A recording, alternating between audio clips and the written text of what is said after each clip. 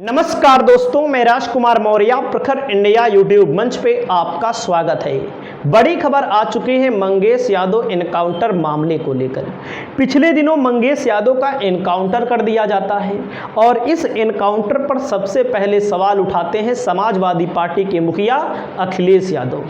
और इस चीज़ को लेकर जैसे ही सवाल उठाते हैं, खबर आग की तरह पूरे देश में फैल जाती है कि उत्तर प्रदेश में अगर कोई अपराधी यादव है तो उसका इनकाउंटर कर दिया जाता है और खास करके अगर योगी की जाति का है तो उसको सरेंडर करा दिया जाता है। दरअसल मामला है सुल्तानपुर में डकैती होती है। उस डकैती में जो मुख्य आरोपी है, जिसके ऊपर बताया जा रहा है 34 मुकदमे, बड़े बड़े मुकदमे हैं, और यह भी बताया जा रहा है सत्ता का संरक्षण भी उसके ऊपर है, उसको पुलिस सरेंडर कराती है। और मासूम से दिखने वाले मंगेश यादव, जिनके ऊपर ये बताया जा रहा है छोटी मोटी कुछ धाराएं लगी हैं, 8 मुकदमे, इनके परिवार के मुताबिक इनके घर वालों ने जो बताया है कि 2 दिन पहले कुछ लोग शादी वर्दी में आए, मंगेश यादव को घर से लेकर गए और इनके घर वालों का भी कहना है, इनके पिताजी का कहना है, अगर मंगेश यादव इतने बड़े कांड में शामिल होता तो घर पर क्या करता। और इस चीज को लेकर के अब जब इनकाउंटर पर सवाल उठाए जा रहे हैं तो इस चीज को लेकर के अमिताभ ठाकुर, पूर्व आईएएस अफसर, इन्होंने योगी सरकार को कटघरे में खड़ा कर दिया है। इन्होंने लंबी चौड़ी चिट्ठी जारी की है। उस चिट्ठी को आप देखिएगा, उसके बारे में आपकी जो भी राय होगी आप कमेंट में जरूर बताइएगा। अमिताभ ठाकुर जी की चिट्ठी आपके सामने है, आप इस चिट्ठी को देखिए। इसमें क्या लिखा है मैं आपको पढ़ करके सुनाता हूं, उसके बाद मैं आपको बयान भी इनका सुनाता हूं, इन्होंने क्या बोला है। देखिएगा, इन्होंने चिट्ठी लिखी है सेवा में डीजीपी उत्तर प्रदेश लखनऊ को गुरुवार दिनांक 5/9/2024 को सुल्तानपुर में एसटीएफ द्वारा मंगेश यादव की कथित पुलिस मुठभेड़ में अन्य बातों के साथ टीम लीडर श्री डीके शाही के चप्पल में एनकाउंटर की जांच विषयक, मतलब कि इन्होंने कहा है कि चप्पल पहनकर कोई एनकाउंटर करता है। अब आप सोचिएगा, ये भी एक विषय, इस पर जांच करने की मांग की है। महोदय, कृपया आपको अवगत कराना है, सुल्तानपुर में गुरुवार दिनांक 5/9/2024 को मंगेश यादव की एसटीएफ द्वारा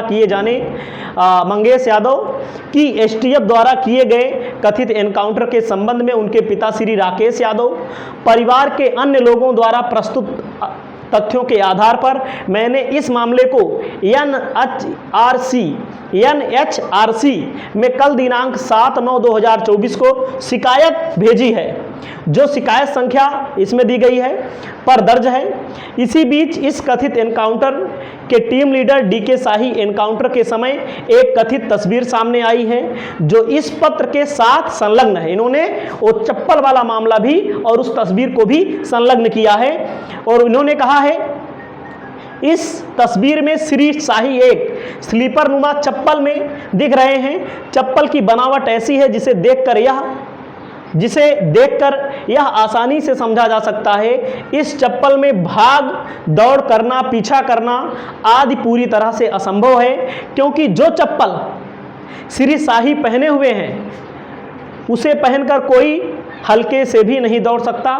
तेजी से दौड़ना और इनकाउंटर के समय घटित होने वाली अन्य परिस्थितियों का सामना करना बहुत दूर की बात है। मेरी जानकारी में एनकाउंटर हो जाने के बाद बड़े अफसर तो इस प्रकार के चप्पल में एनकाउंटर साइट पर टीम को शाबाशी देते हुए देखे गए, किंतु आज तक पुलिसिंग के इतिहास में यह पहली बार दिखा है। मौके पर क्रियाशील रहा कोई टीम लीडर ऐसे चप्पल में रहा हो।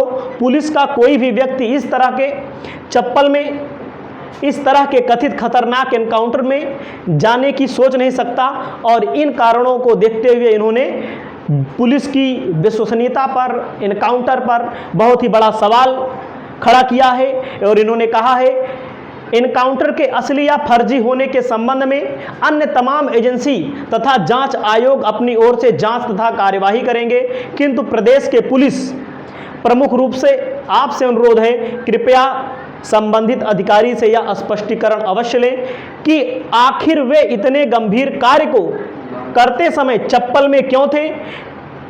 और यदि उनका स्पष्टीकरण संतोषप्रद नहीं पाया जाता है तो उनके ऊपर नियमानुसार कार्यवाही करें। राष्ट्रीय अध्यक्ष हैं अमिताभ ठाकुर, आज़ाद अधिकार सेना बनाया है इन्होंने, अपनी पार्टी बनाई है इसके अलावा, और ये बहुत ही बड़े अफसर रहे हैं, पूर्व IAS अफसर रहे हैं। तो सुनिएगा, इनका बयान भी आया हुआ है, पहले इनके बयान को सुनिएगा। यहाँ पर मंगेश यादव के कथित एनकाउंटर के समय टीम लीडर श्री DK शाही के हवाई चप्पल में मौजूद होने की तस्वीर इस एनकाउंटर की संदिग्धता को और अधिक स्पष्ट करता है। मेरी जानकारी और अनुभव में ये पहला दृष्टांत है जब टीम लीडर कथित रूप से एनकाउंटर के समय चप्पल में मौजूद हों। मैंने DGP UP को इन तथ्यों से अवगत करा के इस संबंध में प्राथमिक जांच कर अग्रतर कार्रवाई किए जाने की मांग की है। देख सकते हैं अमिताभ ठाकुर बहुत बड़े IAS अफसर रहे हैं, देश के जाने माने, और उत्तर प्रदेश में जब मुलायम सिंह यादव की सरकार थी तो मुलायम सिंह यादव को भी नहीं डरते थे। मतलब ये समझ सकते हैं कितने, और अलग अलग मामलों को लेकर जनता के बीच आवाज़ उठाते रहते हैं। और भी मामले को लेकर देखिए इन्होंने क्या आवाज़ उठाई है। और उसके बाद DM फतेहपुर C इंदुमती द्वारा एक व्यक्ति को पूर्णतया अकारण थप्पड़ मारने और उसके बाद अमर्यादित ढंग से बातचीत करने तथा संभवतः इसके बाद उस पर एक फर्जी FIR दर्ज किए जाने के तथ्य अत्यंत गंभीर हैं। आज़ाद अधिकार सेना ने इस मामले में मुख्यमंत्री उत्तर प्रदेश तथा DOPT को पत्र लिखकर अविलंब इस घटना की उच्च स्तरीय जांच कराकर प्रकरण सही पाए जाने पर C इंदुमती को निलंबित करने तथा उस FIR की, देख सकते हैं अलग अलग मामलों को लेकर जनता की बात को उठाते हैं और पूर्व IAS अफसर रहे हैं। और इसके अलावा इनको जबरिया रिटायर बोला जाता है, और अपने नाम को लिखने के बाद ये लिखते हैं जबरिया रिटायर। अमिताभ ठाकुर जबरिया रिटायर IPS, क्योंकि सरकार से डरने वाले IAS अफसरों में नहीं थे। और कहीं ना कहीं इस सरकार में जब से भारतीय जनता पार्टी की सरकार बनी है, तमाम लोग चाहे अधिकारी हों चाहे कर्मचारी हों, अलग अलग लोगों को यहाँ पर परेशान किया जाता है। और इस मामले को लेकर आपकी क्या राय है, आप अपनी राय को बताइएगा। चैनल पर पहली बार आए हैं तो चैनल को ज़रूर सब्सक्राइब करिएगा। तो आप समझ सकते हैं कि उत्तर प्रदेश सुल्तानपुर मामले में एक और वीडियो सामने आया है, देखिएगा। लेकिन जितना गया है उसका 10% भी नहीं, जितना हमारे पास स्टॉक था गोल्ड कुछ नहीं दिया, क्योंकि गोल्ड की जो है ज़्यादा वैल्यू थी, कीमत था, लेकिन वो पैसा भी नहीं दिखा। देख सकते हैं ये वीडियो सामने आया है, मतलब जिनके यहाँ चोरी हुई है वो बेचारे कह रहे हैं कि हमको 10% भी नहीं मिला हुआ है, और जो वापस मिला हुआ है चांदी मिली हुई है, सोना कहाँ गया। अब आप समझिएगा मामला बहुत गंभीर है, और सोना किसके पास जमा हो गया, यानी कि कहीं ना कहीं इसमें सबकी मिली भगत लगती है। आपकी जो राय हो आप अपनी राय को दीजिएगा। नमस्कार।